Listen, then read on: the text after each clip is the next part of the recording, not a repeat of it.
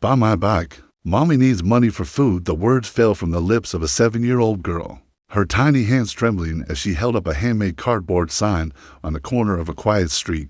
Her name was Sophie Dawson, a little blonde girl whose blue eyes were bright with courage even as her voice shook. A sleek black BMW slowed to a stop beside her, its engine humming softly. The driver, Ethan Carter, a 34-year-old millionaire CEO, stepped out and stared at the impossible sight before him. A child trying to sell her pink bicycle on a neighborhood sidewalk. "How much do you want for your bicycle, sweetheart?" he asked gently. $50, sir, Sophie whispered. "My mommy lost her job 3 weeks ago.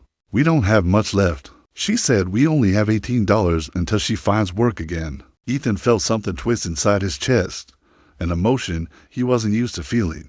The pink bicycle, with its white wicker basket and cheerful daisies, was clearly this little girl's most precious possession, and yet she was willing to give it up to help her mother. "What's your mother's name?" he asked, a strange familiarity stirring in his mind. "Claire Dawson," Sophie replied. "She worked at a computer company, but they fired her." The name hit Ethan like a flash of lightning. He didn't know why it sounded so familiar, but the truth was waiting for him, a truth that would soon change 3 lives forever. Without hesitation, Ethan reached into his wallet and pulled out 3 crisp $100 bills. "I think $300 is a fair price for such a special bicycle," he said softly. Sophie's mouth fell open. "$300? But sir, that's too much." Ethan smiled faintly. "No, sweetheart, it's worth every penny because it belongs to someone very special."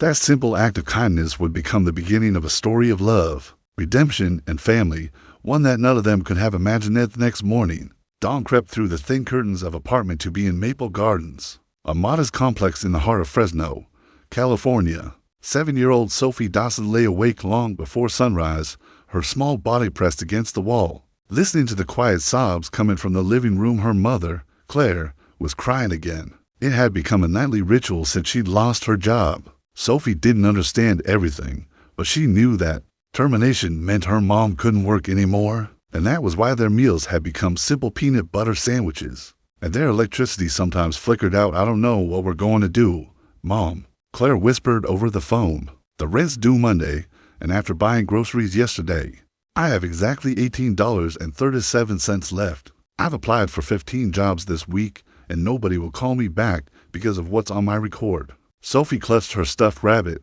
Mr. Whiskers, close to her chest. She wanted to go to her mom and hug her, but instead she stayed quiet and listened, and in that moment, she made a decision that would change everything. She would sell her bike. It was her favorite thing in the world. A pink swing with a daisy basket and pink streamers that danced in the wind when she rode. Her mother had worked for months to buy it secondhand, painting it, repairing it, and surprising her on her birthday. But love can make even the smallest heart brave. And so, Sophie wrote a sign on a scrap of cardboard: "Selling my bike. Mommy needs money for food." That Saturday morning, as Sophie stood on the corner of Maple and Pine, her golden hair tied in lopsided pigtails, she tried to look strong, and that was the moment Ethan Carter drove by. Ethan Carter lived in a different world, a world of marble floors, glass walls, and quiet loneliness. His mansion in the Fig Garden district of Fresno was immaculate but hollow. He was the founder of Carter Technologies, a software empire worth hundreds of millions. Forbes had listed him on their 40 under 40. 3 years in a row, his face appeared on magazine covers, his name associated with innovation, brilliance, and ruthless efficiency. But despite his fortune, his home felt like a museum, spotless, silent, and utterly joyless. His parents had died when he was 25. Leaving him their fortune, but no warmth, no love. Friends were scarce, relationships non-existent.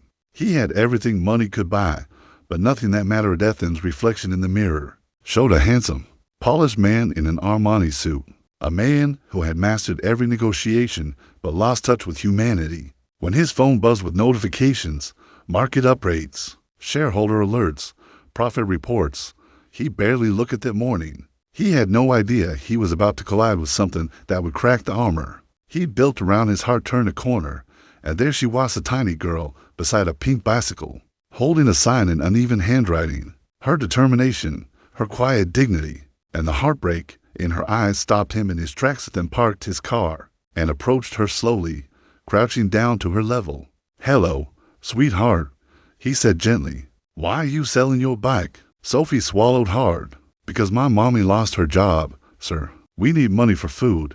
The word struck Ethan like a blow. He'd spent years firing employees without a second thought, seeing them only as numbers, and now, standing before him, was the human cost of one of those decisions. What's your mother's name? He asked again, though part of him already knew Claire Dawson. Sophie said, and Ethan froze. Claire Dawson, a name that tugged at something deep in his memory remembered in the mail from Human Resources. A termination notice for someone with that name. He hadn't looked closely. He'd approved it automatically. One of dozens that month. Ethan's stomach turned. Your mother sounds like a wonderful woman, he said softly. And you're a very brave little girl. She smiled shyly. She's the best mommy in the world. Ethan felt his throat tighten. He reached into his wallet and handed her $300. I think this is what your bicycle is worth. Tears filled Sophie's eyes as she hugged him around the neck. It was a pure, innocent hug, one that broke through Ethan's walls. Telling her she ran home shouting, Mommy, the nicest man bought my bike. Ethan stood there for a long time, staring at the little pink bicycle, and for the first time in years, he felt something real that night. Ethan couldn't stop thinking about the Dawsons. The image of the little girl's trembling hands and the sound of her voice haunted him. Placed the bicycle in his office, unable to look at anything else. The basket's flowers seemed to glow softly in the lamplight. Finally, he called his HR director, Jennifer.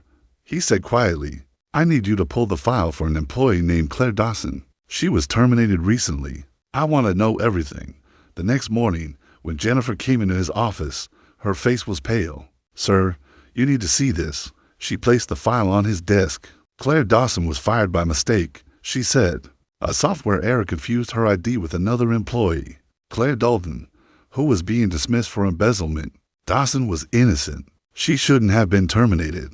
Ethan felt the air leave his lungs. Had destroyed a woman's career. An innocent woman. Closed his eyes and saw Sophie again. Holding her cardboard sign, stood abruptly. Give me her address. The following morning, the sky above Fresno was a flawless blue, but Ethan Carter barely noticed the sunshine. He parked his BMW in front of the Maple Gardens apartments, clutching a bouquet of white roses that felt strangely inadequate for what he was about to say. Mata's complex was a world away from the sleek perfection of his gated neighborhood. Children's laughter drifted from the courtyard. A few bicycles leaned against the stair railings, paint chipped and wheels slightly bent. Flower pots lined the balconies. Small signs of care and hope amid cracked concrete. The apartment to be was on the second floor. Ethan's polished shoes echoed against the stairs, his heartbeat loud in his ears. When he knocked, the door opened. After a pause, Claire Dawson stood before him. She was barefoot, wearing faded jeans and a loose gray sweater, her hair pulled back into a simple ponytail. Exhaustion shadowed her green eyes, but there was something unbroken in her, a quiet strength that radiated through her weariness. Can I help you? She asked cautiously, gripping the edge of the door as if bracing for bad news. Then took a breath. Ms. Dawson, my name is Ethan Carter. I'm the CEO of Carter Technologies. I believe we need to talk. Claire's face drained of color.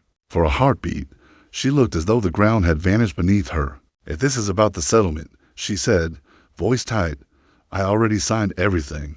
I'm not looking for trouble. I just need to find work. No, Ethan said quickly, shaking his head. You don't understand. I'm here because my company made a terrible mistake. You should never have been fired. Before Claire could respond, a small voice piped up behind her. Mommy, who's at the door? Sophie appeared, her hair in messy pigtails, still wearing her pajamas. Her face brightened instantly. Mommy, it's the nice man who bought my bike. Ethan watched realization dawn in Claire's eyes, confusion, disbelief, and the faintest glimmer of hope. You're the one who bought Sophie's bicycle. Yes, Ethan said softly, and I'd like to explain why. May I come in? After a long pause, Claire stepped aside. All right. Inside, the small apartment was tidy but worn. Second-hand furniture filled the living room, clean but frayed. The walls were decorated with Sophie's colorful drawings, rainbows, smiling suns. Stick figure families labeled me and Mommy. The air smelled faintly of coffee and laundry soap. Ethan took in every detail, realizing that this was a real home, filled with love, not luxury. It made his own marble mansion feel like an empty shell. Claire motioned to the couch. Please, sit. Ethan sat awkwardly, his tailored suit and expensive watch looking absurdly out of place in the humble room. Claire remained standing, arms folded, Every inch of her posture guarded Sophie plopped down on the floor nearby with a box of crayons. But her ears were clearly tuned to every word. Ethan took a deep breath. Claire, I owe you the most sincere apology one person can offer another. You were fired because of a software error. Your employee ID was confused with someone else's during a system update.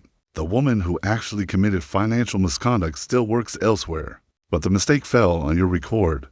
Claire stared at him, disbelief and anger warring in her expression. When she finally spoke, her voice trembled with barely contained emotion. Do you have any idea what these last 3 weeks have been like for us? She demanded. I was escorted from the building like a criminal. Security guards watched me pack my things into a box while people whispered. I tried to call HR. I emailed. I even came to the office begging for a chance to explain. No one listened. Ethan flinched, but said nothing. I've applied for 63 jobs since then. Claire continued. 63. I've had to interviews. Both ended as soon as they called my references and heard that I was fired for misconduct. My daughter has been eating peanut butter sandwiches for dinner. We've had our electricity shut off twice. Our landlord already served an eviction notice. She was shaking now, fury and pain bursting through the calm she had tried to maintain. All because of your company's mistake. Ethan's throat tightened. You're right, he said quietly, and I can't undo the past, but I want to make it right. Sophie looked up from her crayons, her voice small but steady. It's okay, Mommy. Mr. Ethan helped us. He gave me money for my bike. Claire blinked rapidly, tears brimming in her eyes as she glanced at Ethan. You bought her bicycle. He nodded. $300. It wasn't charity. I wanted to help without embarrassing you. But now I understand what really happened, and I won't rest until it's fixed.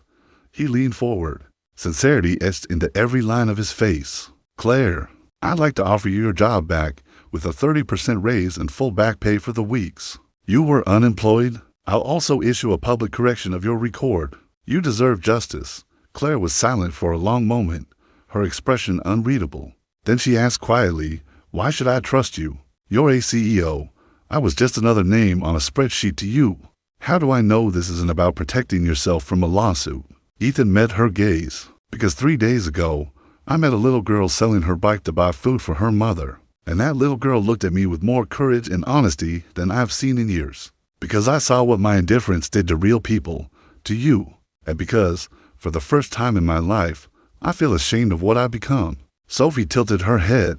You seem sad, Mr. Ethan. Are you okay? Her simple question nearly undid him. I'm sad because my choices hurt you and your mommy, he said softly. But I'm going to make it better. Sophie smiled faintly. You don't seem mean. I think you're nice. Claire's guarded posture softened. For a moment, she saw not the powerful businessman who had ruined her life, but a man stripped of pretense, trying to make things right. Fine, she said finally, crossing her arms again, though her tone had softened. I'll consider your offer, but I have conditions. Ethan nodded. Name them. I want a written 2-year employment guarantee. I want to report directly to you, not through HR, and I want an official record clearing my name, filed with the State Labor Board and the Better Business Bureau. Ethan didn't hesitate. Done. All of it. She blinked. That's it. That's it. You have my word. As he stood to leave, Sophie tugged gently at his sleeve. Mr. Ethan, do you still have my bike? He smiled. A real smile this time. Yes, I do. It's safe I miss it, she said solemnly. But I'm glad it helped Mommy. Maybe someday I can visit it. Ethan's heart twisted at her innocence. I think we can make that happen, he said softly. Over the following weeks, Ethan visited the Dawsons frequently. At first, under the pretense of ensuring Claire's transition back to work went smoothly. But as time passed, his visits became less about business and more about something deeper that neither of them could quite name. Claire insisted he stay for dinner sometimes, simple meals of soup and bread, meals that somehow tasted better than any gourmet dish Ethan had ever eaten. Sophie would chatter endlessly about her day at school, proudly showing Ethan her drawings and spelling tests. Ethan, who had spent years dining alone in silence, found himself looking forward to these evenings more than he could admit. Night, as he sat at the small kitchen table helping Sophie with her math homework, Claire leaned against the counter, watching. You don't have to keep checking on us, you know, she said softly. We're okay now. I know, Ethan replied, smiling faintly as he drew stick figures on Sophie's paper to explain subtraction. But I want to. Claire hesitated. Why? He looked up, meeting her eyes. Because for years I thought success meant being untouchable, that if I just earned enough, I'd never have to feel anything. But now, I realize I've been living behind glass. And you and Sophie, you've shown me what I've been missing, for the first time in a long while. Claire couldn't find words if he beamed. You're funny, Mr. Ethan. You make Mommy smile again. Ethan laughed softly, a sound so natural it startled him that evening. When he left, Claire watched from the doorway as his car disappeared down the street, and for the first time since her life had fallen apart, she felt a fragile hope take root inside her chest. Over the next few months, a rhythm developed between Ethan Carter, Claire Dawson, and her daughter Sophie. What began as weekly visits grew into shared routines, dinners, homework sessions, lazy Sunday afternoons filled with laughter instead of loneliness that then often arrived after work. Tie loosened, sleeves rolled up. Claire would tease him about always bringing something, a bag of groceries, a stack of books for Sophie, flowers for the kitchen table. You don't have to keep spoiling us, she would say. But the truth was, she didn't really want him to stop. Tired dinners were simple: homemade soup, fresh bread, pasta tossed with vegetables grown in pots on the balcony. But to Ethan, they were feasts. He had spent years eating alone in silence. Now, every meal came with conversation, laughter, and the small, ordinary magic of belonging somewhere. Sophie, bright and endlessly curious, adored him. She began saving her best drawings to show him, often running to the door when she heard his car in the parking lot. Mr. Ethan, guess what? I got an A on my spelling test, she'd announced before he'd even stepped into her joy was contagious. Claire watched in quiet wonder as her daughter, who had once gone to bed worrying about bills and eviction notices, began to giggle freely again. She watched Ethan, too, how gently he spoke to Sophie, how patient he was with her endless questions, how he never seemed in a hurry when he was with them. Daughter frightened her. How much comfort she found in his persichoni evening. She caught herself humming while she cooked, and realized she hadn't done that in years. You don't have to keep checking on us, she told him one night as they sat at the small table, Sophie coloring nearby. You've done enough, Ethan. You brought me my job back, my dignity. You don't owe us anything more. I know, he said simply, but this isn't about owing. Claire studied him, curiosity and confusion blending in her gaze. Then what is it about? Ethan looked at Sophie, who was carefully choosing between a red and blue crayon. It's about what I didn't know I was missing. When I'm here, I feel human, alive. His voice carried a quiet sincerity that made her chest tighten. She tried to deflect with a small smile. You really know how to make a girl uncomfortable with compliments. He chuckled softly. That wasn't a line, Claire, just the truth. For a long moment, they sat in companionable silence. Then Sophie looked up from her drawing. Mr. Ethan, can you help me spell beautiful? Ethan leaned over, guiding her tiny hand with his as they sounded out each syllable together. When she finished, she turned the paper around proudly. A drawing of 3 stick figures holding hands under a bright sun. Above them, in crooked letters, she had written me, Mommy, and Mr. Ethan. Claire's breath caught. She met Ethan's eyes. Something unspoken passed between them. Something tender and terrifying. Ethan's world began to change in quiet, irreversible ways. Stopped working late. He canceled business dinners that suddenly seemed unimportant. His once sterile mansion began to feel unbearably empty. So he started bringing bits of warmth from the Dawsons' apartment. A photo Sophie drew for him. A jar of flowers Claire insisted he take home so the place doesn't look like a boardroom. For years, Ethan had believed strength meant isolation. Now, he found strength in connection, in the laughter that filled Claire's kitchen, in the sleepy good nights from Sophie after homework was dawning. And Friday evening, Claire found him sitting cross-legged on the floor beside Sophie, completely absorbed in a board game. His expensive suit jacket lay over a chair, his tie forgotten, his hair slightly mussed. Sophie was laughing so hard she could barely breathe. You're cheating, she squealed, strategically outmaneuvering Ethan corrected with mock seriousness. Earning another round of giggles, Claire leaned against the doorframe, smiling. It was such a simple scene, yet it pierced her deeply. This man, this once distant CEO, had somehow woven himself into their lives as naturally as sunlight creeping through curtains. Later, when Sophie was in bed, Claire handed him a cup of tea. You've changed, she said quietly. I looked up, curious. How so? You smile more, you laugh, you even look different, softer, somehow. He studied her for a moment before answering. Maybe that's because I've finally started living, Claire, not just existing. Her gaze softened, but she quickly looked away. Careful, she said lightly, you're starting to sound like a poet instead of a tech mogul. He smiled faintly. Then maybe I've been in the wrong business all along. Their eyes met again, and lingered a little till long weeks turned into months, and their connection deepened in ways neither had planned. Ethan started spending weekends with them, helping with grocery runs, attending Sophie's soccer games, fixing leaky faucets and wobbly shelves. The neighbors at Maple Gardens began to whisper about the nice man in the suit, who always showed up carrying groceries and leaving with smiles. At first, Claire worried about the gossip. Then she realized she didn't. Koresh was happy, and she hadn't been happy in years. Tonight, as Sophie drifted to sleep, Claire and Ethan sat on the small balcony overlooking the courtyard. A cool breeze rustled the leaves, carrying the faint hum of city life. You don't have to keep coming by, you know, Claire said again, though her tone was softer this time, more habit than protest. Ethan smiled. If I stopped, who would beat Sophie at board games? She laughed quietly. You mean who would let her win? He tilted his head, feigning indignation. I'll have you know she's a formidable opponent. Claire's laughter faded into a smile. She loves you, you know. Ethan's expression softened. And I love her. She's changed me more than anyone ever has.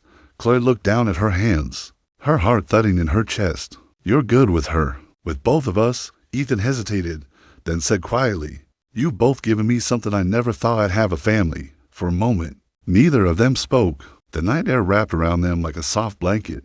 And when Claire finally looked up, Ethan's gaze was waiting for hers, steady, unguarded, filled with something she hadn't seen in a long time.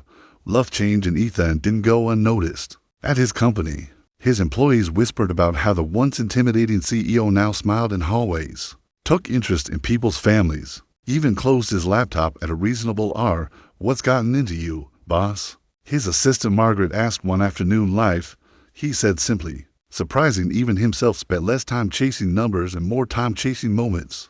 Sophie's laughter, Claire's quiet smile over dinner, the feeling of belonging somewhere that wasn't defined by wealth or status. One evening, as they watched Sophie finish her homework, Claire asked him softly, what were you like before all this? Before the company, before everything? He thought for a long time. Driven, ambitious, lonely. My father taught me that emotions were weaknesses, that success meant never needing anyone. I thought if I built enough walls, I'd be safe.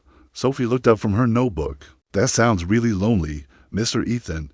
Ethan smiled sadly. It was. Claire reached out without thinking and touched his hand. You're not that person anymore, she said gently. That man wouldn't have stopped for a little girl selling her bicycle. Their fingers lingered together for a heartbeat. A long thank you, he said quietly, for letting me in. Claire didn't reply, but her hand stayed where it was, and that said everything. Seasons shifted.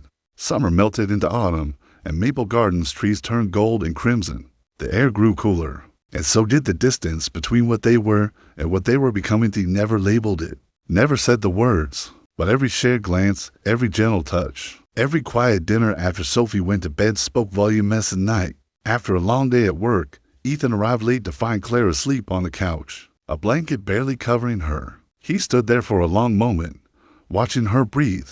The lamplight softened her features, and something inside him broke open completely. He knelt beside the couch, brushing a strand of hair from her forehead. Thank you, he whispered, though she didn't hear him, for saving him, even without trying. Winter arrived in Fresno softly that year, with crisp air and early sunsets that painted the sky in lavender and gold. The warmth inside the Dawson apartment contrasted sharply with the chill outside. Ethan was there most evenings now. It had become an unspoken arrangement. No invitations, no explanations. He would show up after work, loosen his tie, and somehow the day's noise would fade into laughter, dinner, and quiet togetherness. An evening, Claire caught him helping Sophie with her reading. Both of them sprawled on the living room floor surrounded by picture books. Sophie was giggling uncontrollably as Ethan pretended to stumble over easy words, making silly mistakes so she could correct him. You're terrible at this, she declared through her laughter. Ethan grinned. I know. It's embarrassing. Claire watched them, her heart swelling with affection so deep it frightened her. For years, she had been content to survive, to keep Sophie fed, safe, and warm. Now, for the first time, she was remembering what it felt like to truly live later. After Sophie had gone to bed, Claire and Ethan sat in the dim glow of the small living room lamp. Outside, The first hint of frost sparkled on the window pane. She adores you, Claire said quietly, then smiled. She makes it easy. She's extraordinary, just like her mother. Claire blushed faintly, tucking a loose strand of hair behind her ear. You're kind to say that. It's not kindness, he said softly. It's truth. The words hung between them, fragile and charged. Claire looked at him, truly looked, and for the first time, she allowed herself to see not the CEO who had once upended her life, but the man who had rebuilt it. Piece by piece her voice trembled when she finally spoke. Ethan, what are we doing? He hesitated, his gaze locked on hers. Living, he said simply. Something I didn't know how to do and tell you. Claire exhaled slowly, trying to steady her racing heart. Then Sophie's small voice drifted from the hallway. Mommy, Mr. Ethan, it's snowing. Both of them turned and Sophie stood at the window, her little hands pressed against the glass. Outside, flakes drifted down, soft and silent, blanketing the courtyard below. It's beautiful, Claire whispered, joining her daughter. Ethan moved to stand beside them, the three of them framed by the soft white glow of the falling snow. Can we go outside and catch snowflakes? Sophie asked, bouncy with excitement. Claire laughed. Of course. Go get your boots. Minutes later, they were all outside, Sophie running in circles, squealing as she tried to catch flakes on her tongue, while Ethan and Claire stood close, their breath visible in the cold. Ethan knelt to help Sophie roll the first snowball. It's perfect for a snowman, he said. Sophie giggled. You make the bottom, I'll make the head. Claire watched them build, laughter echoing through the quiet courtyard. For a brief, perfect moment, the world felt suspended. No bills, no past mistakes, no loneliness. Just warmth, laughter, and love in the middle of winter. When the snowman was finished, Sophie wrapped her pink scarf around its neck. There, now he's part of our family too, Ethan chuckled. Then we'd better give him a name. Mr. Flaky, Sophie announced proud. Like Claire laughed until tears filled her eyes. That night, after hot chocolate and stories, after Sophie had fallen asleep curled up with her stuffed rabbit, Ethan and Claire sat together on the couch. The firelight flickered across the room, painting them both in soft gold. Ethan turned to her, his voice quiet. Claire, I've been thinking about something Sophie said weeks ago. She asked me why I seemed sad, and I realized I wasn't sad. I was empty. Claire tilted her head. What's the difference? Sadness means you can still feel joy. Emptiness means you've given up on both. He paused, his voice catching slightly. But now, I feel everything. Joy, hope, fear, and something else I've never felt before. Her heart raced. What's that? Ethan met her eyes. Love. The word landed softly, but its weight filled the entire room. I love you, Claire, he said, his voice trembling slightly. I love Sophie. I love coming here at the end of the day and feeling like I belong somewhere. You've given me something I didn't even know I needed. Claire's breath caught. Ethan, I know it's complicated, he continued quickly. I know you've been hurt, and you have every reason to be cautious. But I had to tell you, these months with you, they've been the best of my life for a long time. Claire said nothing. Her mind was a storm of emotion, fear, gratitude, longing. Then she whispered, I love you too. Ethan blinked, almost not believing what he'd heard. I tried not to, she admitted softly, tears shining in her eyes. I told myself it was too soon, too risky. But I can't help it. You become part of our lives, part of us.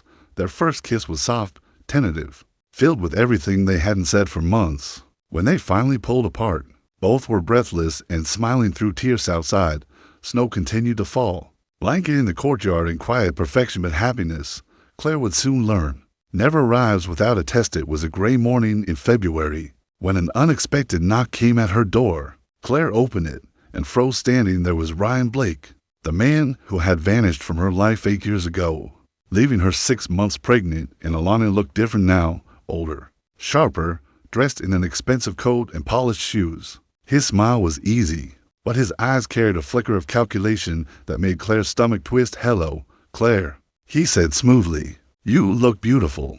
Motherhood suits you. Her blood ran cold. What are you doing here, Ryan? I just wanted to see you and our daughter. Before Claire could respond, Sophie appeared, rubbing sleep from her eyes. Mommy, who's that? Claire's heart clenched. Sophie, sweetheart, this is Ryan Blake. He's your biological father. Sophie stared at him for a long moment, her expression serious. Are you the man who went away when I was in Mommy's tummy? Ryan blinked, clearly unprepared. I made some mistakes back then, but I'm here now. I've got a good job, a nice apartment in Los Angeles. I can give you both a better life. Sophie frowned. We already have a good life. Mr. Ethan reads me bedtime stories and helps Mommy cook dinner. He's my real daddy. Ryan's smile faltered. Ethan? He repeated sharply. Who's Ethan? Claire's voice turned cold. Ethan Carter, my boss. Am I? She hesitated. Partner. Ryan's expression hardened. Your boss. So that's how it is. You're sleeping with the man who signs your paycheck, using our daughter to secure yourself a comfortable life. How dare you? Claire snapped, her voice trembling with fury. You left us, Ryan. You made your choice. You don't get to come back and insult me or the man who stepped up when you didn't. I'm still her father, Ryan said darkly. And maybe it's time I reminded the court of that. A judge might be very interested in your arrangement with Mr. Carter. Fear sliced through Claire like ice. You wouldn't. Watch me, Ryan said, his smile returning, colder this time as if he clung to her mother's leg, sensing the tension. Mommy, I don't like him, she whispered. Adrian's gaze flicked between them, then softened theatrically. You'll come around, sweetheart. You'll see. I just want what's best for you. But as he turned to leave, Claire knew the storm was only beginning that evening when Ethan arrived. He immediately noticed the tension. Claire was pale, her hands shaking as she poured coffee she never drank. Sophie sat close to Ethan, unusually quiet. What happened? He asked gently. Claire told him everything. Ryan's sudden return, his threats, his accusations. By the end, Ethan's jaw was tight, his hands clenched. He can't take her from you, Ethan said quietly. I won't let that happen. Claire shook her head. He's her biological father. The courts might side with him, especially if he can paint me as unfit. He knows exactly what he's doing. Ethan took her cold hands in his. Claire, look at me. You're the best mother I've ever seen. Sophie adores you. You've built a home full of love and stability. No one is taking that away. I'll hire the best lawyers in the state if I have to. Why would you do that for us? She whispered and looked at her, really looked. Because you and Sophie are my family now, and I will fight for you. Always. Double quotes. Tears filled her eyes as she leaned into him. The weight of months of fear finally breaking. I'm scared, Ethan. I know, he murmured, pulling her close. But you're not alone anymore. I promise. Outside, the snow continued to fall, soft, silent, and relentless, as if the world itself was holding its breath for what would come next.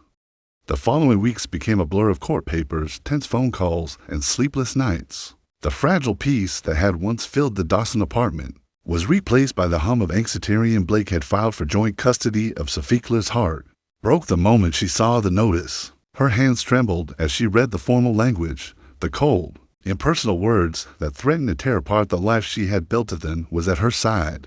The moment she called him, within hours, he had assembled a legal team, 3 of the best family lawyers in California, and promised her she wouldn't face this alone. But Claire was terrified. She had faced unemployment, hunger, humiliation, but nothing compared to the fear of losing her daughter. Sophie was her entire world. Court days were agony and arrived each time in tailored suits. His smile polished, his voice steady and convincing. He spoke of wanting to be part of his daughter's life and making amends. He painted himself as a changed man, a reformed professional who had left behind his reckless youth. Claire sat silently beside her attorney, fighting tears as Ryan's lawyer questioned her life choices, her relationship with Ethan, even her parenting. Ms. Dawson, the opposing attorney, said one afternoon, "You claim your employer, Mr. Ethan Carter, is also your romantic partner. Would you say your financial well-being is dependent on that relationship?" Claire's lawyer objected, but the judge allowed her to answer. Claire lifted her chin. "No," she said clearly. "My job and my relationship are separate. I rebuilt my career on my own. Ethan didn't give me my dignity back. I did that, but he reminded me I still had value." Her calm defiance silenced the courtroom. Ethan, sitting behind her, felt pride swell in his chest at night. After the hearing, Claire broke down in his arms. "I hate this," she whispered. "I hate that my life is on display for strangers. I hate that Ryan is pretending to care just to hurt me. I hate that Sophie might think this is her fault." Ethan held her tightly. "None of this is her fault, and it's not yours either. We'll get through it, together."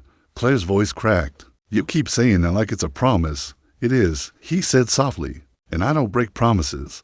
Sophie sensed the tension, even though they tried to shield her. She grew quieter, more withdrawn, asking questions that broke Claire's heart. "Mommy, am I in trouble?" "No, baby," Claire said, hugging her tight. "You didn't do anything wrong. Then why are those people asking who I want to live with?" Claire swallowed hard. "Because sometimes grown-ups forget what really matters. But don't worry, I'll always be here. Always." When Ethan arrived that evening, Sophie ran to him and buried her face in his coat. "I don't want to go anywhere, Mr. Ethan. I want to stay with you and Mommy." He crouched down, his voice steady despite the ache in his chest. "And that's exactly what's going to happen, sweetheart. I promise." The custody battle dragged on for weeks. Ryan's lawyer argued that Claire's financial situation had been unstable before Ethan's intervention, that her relationship with her boss blurred boundaries, that Sophie would benefit from her biological father's financial security.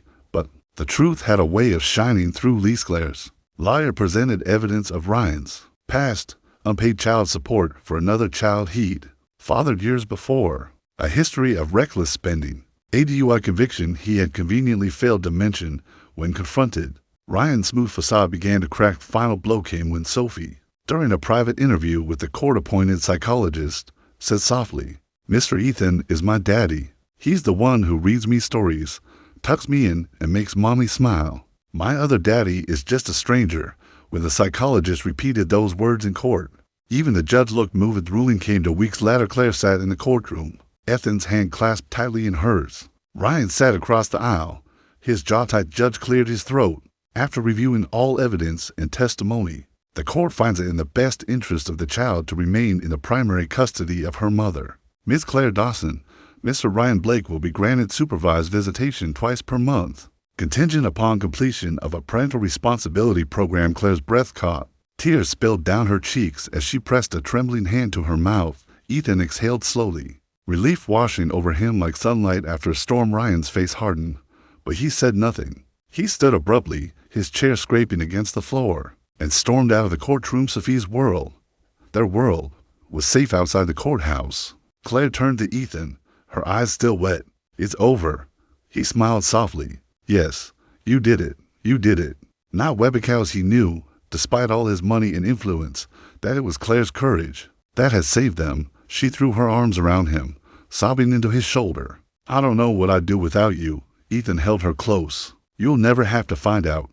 Life slowly returned to normal. The laughter returned, the sleepless nights faded, and the little apartment once again filled with the small, warm sounds of everyday happiness. Sophie began sleeping through the night again, nightmares replaced by dreams of snowmen and family picnics. Ethan and Claire spent more time together than ever, the bond between them stronger for what they had endured. Only evening, months after the court's decision, Ethan invited Claire and Sophie to dinner, not at a restaurant, but at his home. When Claire stepped inside his house for the first time, she stopped short. Once empty, sterile mansion had changed. There were photographs on the mantel, one of Sophie laughing, another of the three of them at the park.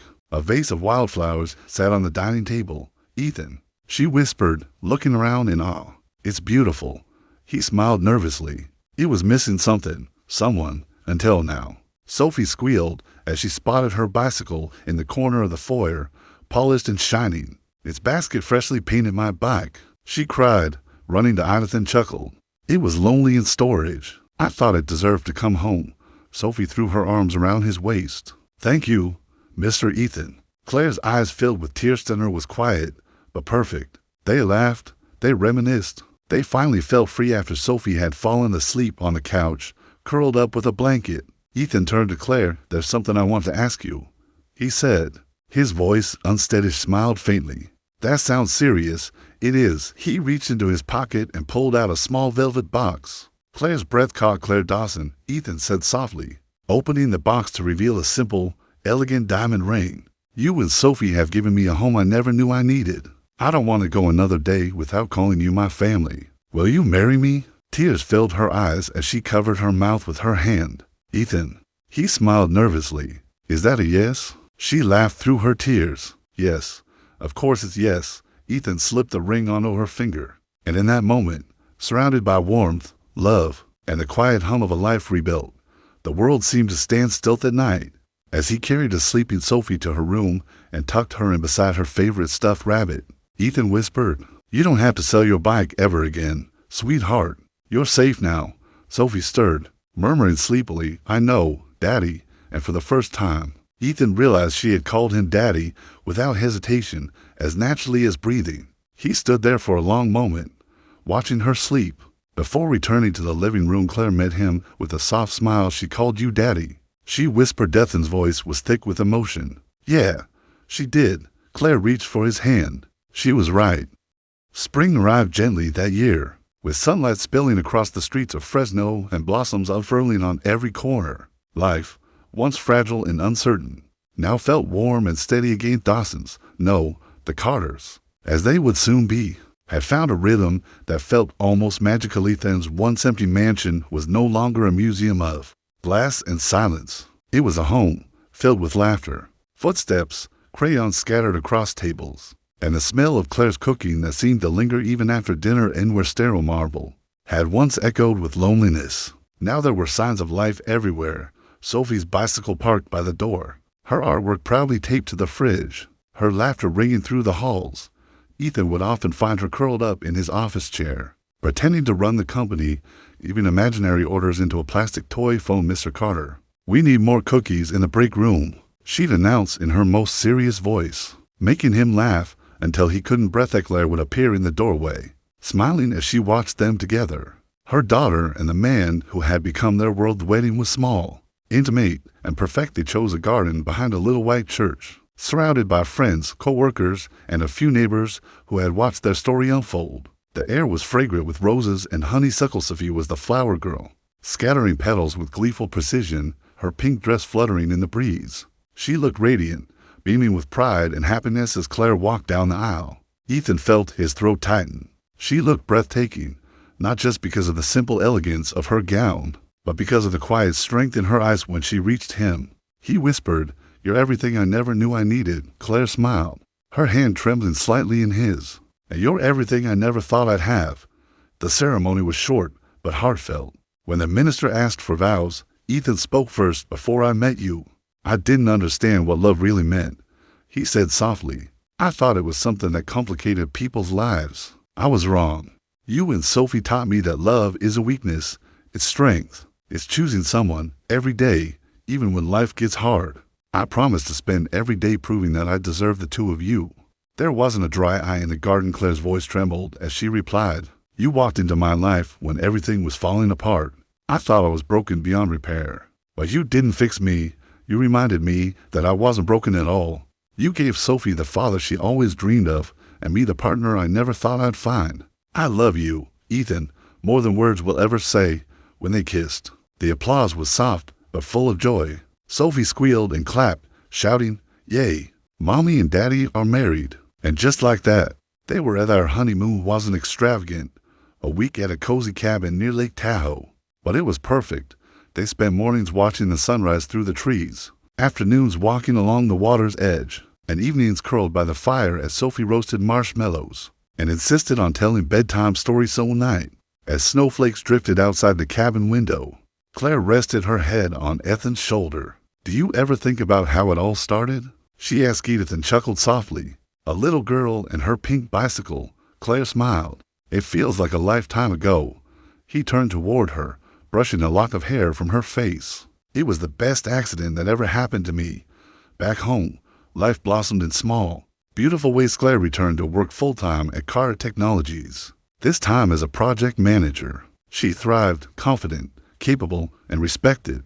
Ethan often caught himself pausing outside her office, watching her lead meetings with quiet authority, pride swelling in his chest. Sophie started third grade that fall. She made new friends, joined the art club, and began writing stories about her super family, tales of a brave mom, a kind dad, and a magical bicycle that could fly. Ethan hummed one of her drawings in his office. 3 stick figures holding hands beneath the words, Love makes everything work again. He never took it down. A year passed. Then too they celebrated birthdays, holidays, and little victories. They built traditions, Sunday pancake breakfasts, Friday movie nights, and evening bike rides around the park. Sophie had grown taller, her laughter louder, her heart just as kind on sunny afternoon. She came running into the kitchen holding a letter. Mommy, Daddy, guess what? I won first place in the school essay contest. Claire took the paper, smiling. That's wonderful, honey. What did you write about? Sophie grinned. About the day I sold my bike. Ethan and Claire exchanged amused glances. Really? He asked. What did you say? Sophie puffed out her chest proudly and began to read Once Upon a Time. I sold my bicycle because my mommy needed money for food. A nice man bought it, and that's how everything changed. He didn't just buy my bike. He bought hope. Now he's my daddy. And we all learned that sometimes the smallest thing can start the biggest love story. When she finished, Claire wiped away a tear. That's beautiful, sweetheart. Ethan smiled softly. You're a wonderful writer. Sophie grinned. I just told the truth. That evening, after Sophie had gone to bed, Ethan and Claire sat on the porch swing. Watching the stars appear one by one, you realize she's gonna write a book someday, Claire said, smiling. I hope she does, Ethan replied. The world could use a story like hers. Claire leaned her head against his shoulder. It's ours too. He nodded. Ours. The word hung in the air, simple, perfect, and now they sat in silence for a while, the warm night breeze carrying the soft hum of crickets. Then Ethan whispered, You know, I kept that bicycle. The one she sold. Claire looked up, surprised. You did. He nodded. It's in the garage. I couldn't bring myself to get rid of it. It reminds me of everything that matters, of how one small act of kindness can change an entire life. Claire smiled through tears. You should show it to her someday. I will, he said, when she's old enough to understand just how much that moment changed all of us. Years later, on Sophie's 16th birthday, Ethan finally rolled the old pink bicycle out of storage. It was still polished, still perfect, the daisies on the basket as bright as a Sophie gasped. You kept it. He nodded. Some things are worth holding onto. She touched the handlebars gently, tears glistening in her eyes. This is where everything started. Ethan smiled. Yes, it is. Because you believe that helping your mom was more important than keeping your favorite thing in the world. That kind of love changes people. Sophie, it changed me. Sophie threw her arms around him, laughing through her tears. You're the best daddy ever. Claire joined them, wrapping her arms around them both. And you're the reason we became a family. For a long moment, the three of them stood together in the fading afternoon light, surrounded by the warmth of years, love, and gratitude. Later that evening, as the sun dipped below the horizon, Ethan and Claire sat together on the same porch swing where they had watched so many sunsets before. Do you ever think about how different things could have been? Claire asked softly, and nodded. All the time. If I hadn't turned that corner that morning, if I hadn't seen her, everything would be different. But you did, Claire said, smiling. And now look at us. Ethan took her hand. I used to measure success by what I could buy. Now I measure it by this, by every smile, every laugh, every moment like this. She leaned into him, her voice barely above a whisper. We made it, didn't we? He kissed her hair. Yeah, we really did. Above them, the stars shimmered like tiny promises inside. Sophie's laughter echoed faintly through the open window, the sound of a happy life, built from heartbreak, healed by kindness, and held together by love. At Balaga years later, when Sophie graduated from college, she gave her valedictorian speech on a warm June afternoon. Her parents sat in the front row, holding hands, pride shining in their eyes. When it was her turn, Sophie stepped up to the podium, smiled, and said, People always ask me where I get my determination. I tell them it started with a pink bicycle and the people who taught me that love, no matter how small or unexpected, can change everything. My mom taught me strength. My dad taught me compassion. Together, they taught me that family isn't something you're born into, it's something you build. One act of kindness at a time. The crowd rose in applause. Claire wiped tears from her eyes. Ethan looked at her, his voice thick. She's everything we dreamed she be. Claire squeezed his hand. She's everything we made her to be. And as the music swelled and Sophie tossed her graduation cap into the bright blue sky, Ethan looked up and whispered, Thank you, little girl with the bicycle.